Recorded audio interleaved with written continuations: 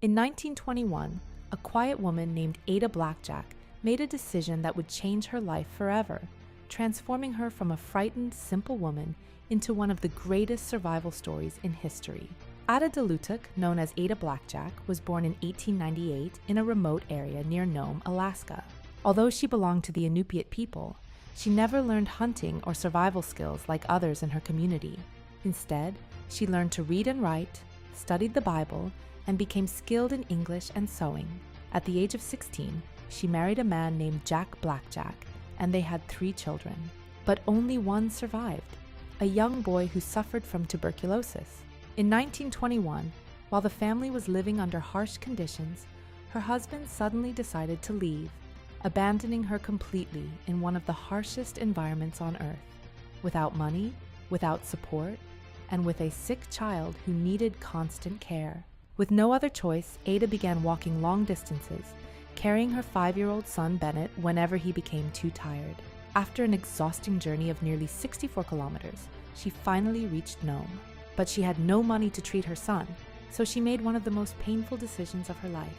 She placed him in a temporary orphanage, hoping that one day she could return and take him back after earning enough money. That same year, the explorer Vilhjalmur Stefansson announced an expedition to Wrangel Island, north of Siberia, with the goal of exploring and claiming it. He formed a team of 4 men: Alan Crawford, 20 years old, Lorne Knight and Fred Maurer, both 28, and Milton Galley, just 19.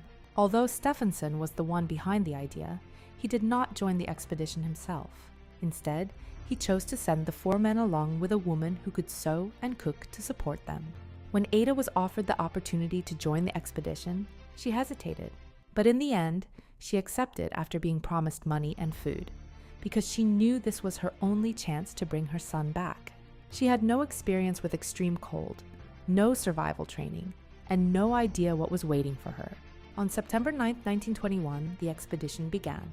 4 men, Ada, a shy 23-year-old woman, and a cat named Victoria, set sail toward the Arctic. 1 week later, on September 16th, they arrived at Wrangel Island. The island was completely isolated, endless snow, harsh winds, and no sign of life.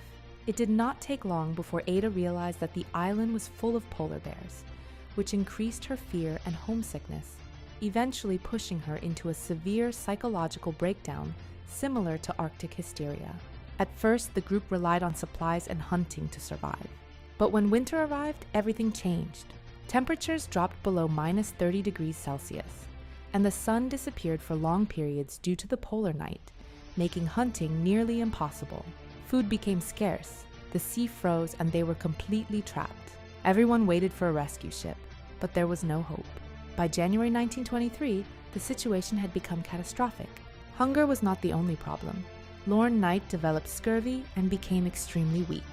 Faced with this harsh reality, 3 of the men, Crawford, Maurer, and Gala, made a desperate decision to leave the island and search for help. They walked into the frozen horizon and were never seen again. Their fate remains a mystery to this day. Ada stayed behind with the sick Lorne Knight. Although she had never hunted before, she had no choice but to learn. Over time, she overcame her fear, learned how to use a rifle, hunted seals, and set traps. But Lorne Knight treated her badly, constantly insulting her and showing no gratitude for her care. After a long period of suffering, he died in June 1923. With his death, Ada was completely alone in the Arctic. She built shelters, made clothes from animal skins, and fought hunger, cold, and fear. At night, there was nothing but silence. No voices, no people, only the wind and darkness. Days turned into months, and months turned into nearly 2 years. Still, she continued, not because she was strong, but because she had to survive for her child. On August 10, 1923, a rescue ship finally arrived, led by Harold Noyce.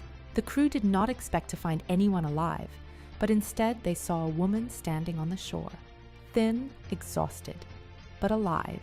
Ada had survived alone for nearly 2 years in one of the harshest environments on Earth. When she returned, her story shocked the world. But she did not see herself as a hero. She simply said, "I did what I had to do." She later reunited with her son, remarried, and lived a quiet life away from the spotlight. She died in 1983 at the age of 85. but her story remains a powerful testament to human strength when survival is the only choice.